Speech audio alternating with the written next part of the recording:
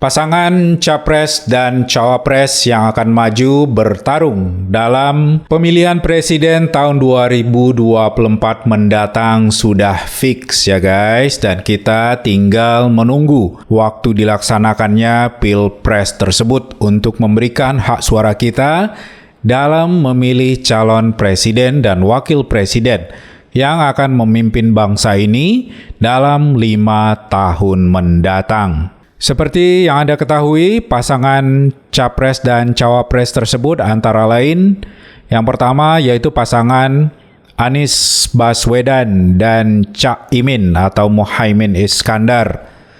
Kemudian Ganjar Pranowo dan Bapak Mahfud selaku cawapresnya, dan yang terakhir yaitu Prabowo Subianto dengan pasangan cawapresnya, seorang anak muda yang juga merupakan putra dari Presiden Jokowi, yaitunya Gibran.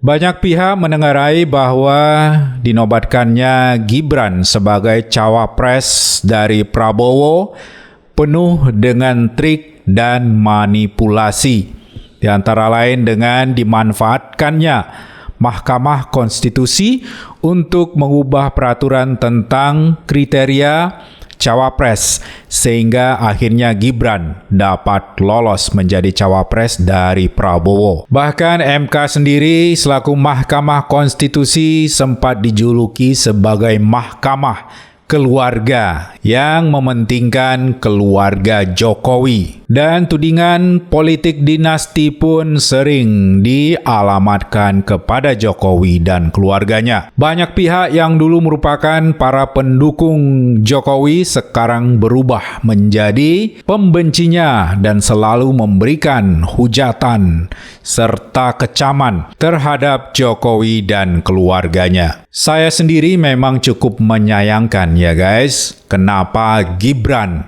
sampai harus menjadi cawapres dari Prabowo. Menurut saya bodoh sekali ya, Gibran kok mau-maunya menjadi cawapres dari orang yang dulu merupakan lawan politik dari bapaknya, yang berusaha menjatuhkan bapaknya dengan berbagai cara. Orang yang haus kekuasaan dan orang yang tidak segan-segan memanfaatkan politik identitas, memanfaatkan isu-isu agama agar ia dapat memenangkan pemilihan presiden tersebut. Orang yang seperti inilah yang dijadikan oleh Gibran sebagai partnernya. Bagi saya ini adalah tindakan yang cukup bodoh ya guys. Akan jauh lebih baik jika Gibran tidak maju sebagai cawapres daripada maju sebagai cawapres tetapi mendampingi Prabowo, seseorang yang juga dikenal sebagai pelanggar HAM dan penculik aktivis mahasiswa pada zaman gerakan reformasi. Prabowo sendiri juga berusia sudah lanjut, yaitunya 72 tahun, dengan kondisi kesehatan yang sudah tidak lagi prima. Kita sendiri bisa melihat bahwa posisi mulut Prabowo yang sudah miring, sudah tidak simetris lagi dengan wajahnya, yaitu cenderung mengarah ke satu sisi. Dan saya duga ini adalah gejala dari serangan stroke. Dan cara Prabowo berjalan juga sudah menunjukkan ia tidak mampu lagi berjalan dengan normal. Salah satu kakinya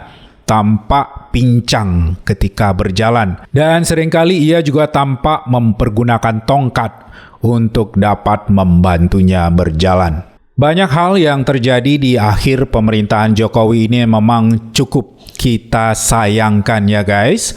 Salah satunya yaitu pencalonan Gibran ini selaku cawapres dari Prabowo. Kalau bisa di akhir masa jabatan Jokowi ini kita berharap agar namanya tetap harum, orang tetap respek dan hormat padanya.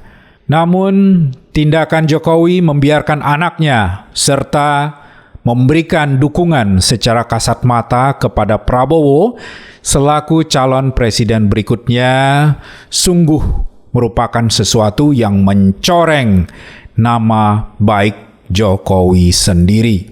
Dalam pandangan saya, Jokowi telah merusak reputasi yang selama ini dibangunnya dengan susah payah.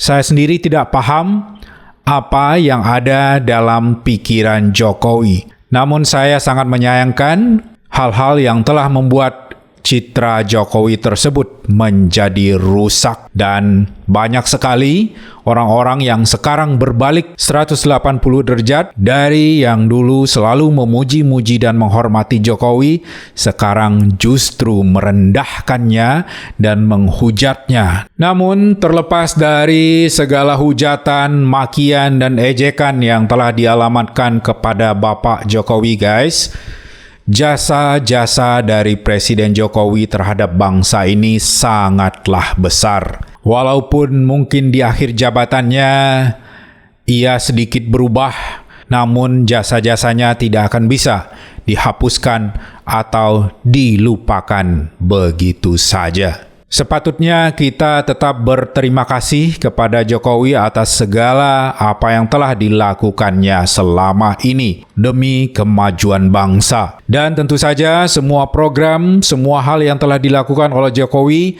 harus dilanjutkan dan diteruskan, serta kalau bisa dipercepat dan ditambah. Semua pembangunan infrastruktur dan juga pemindahan ibu kota negara Indonesia ke IKN di Kalimantan yang merupakan cita-cita bangsa sejak lama. Saya sendiri tidak begitu yakin ya guys, kalau Prabowo terpilih sebagai Presiden RI, ia akan bisa mengemban amanat bangsa ini. Bisa-bisa malah proyek yang sudah ada justru batal atau mangkrak.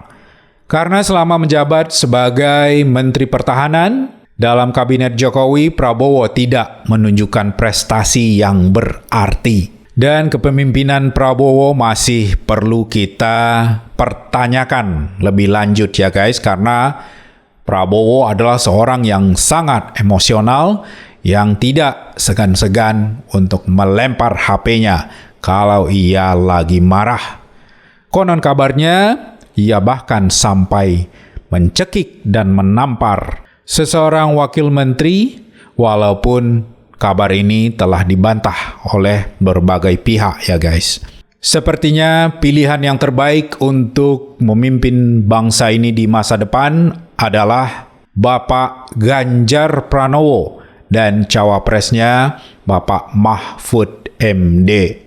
Mudah-mudahan beliau nanti dapat melanjutkan semua program Jokowi yang belum selesai, dan kalau bisa dipercepat penyelesaiannya, serta dilanjutkan dengan berbagai proyek-proyek lain dan pembangunan infrastruktur yang bermanfaat bagi rakyat. Bagaimana menurut Anda guys? Mohon berikan komentarnya pada kolom komentar di bawah. Terima kasih telah menonton video ini. Jangan lupa untuk like dan subscribe, dan sampai jumpa pada video selanjutnya.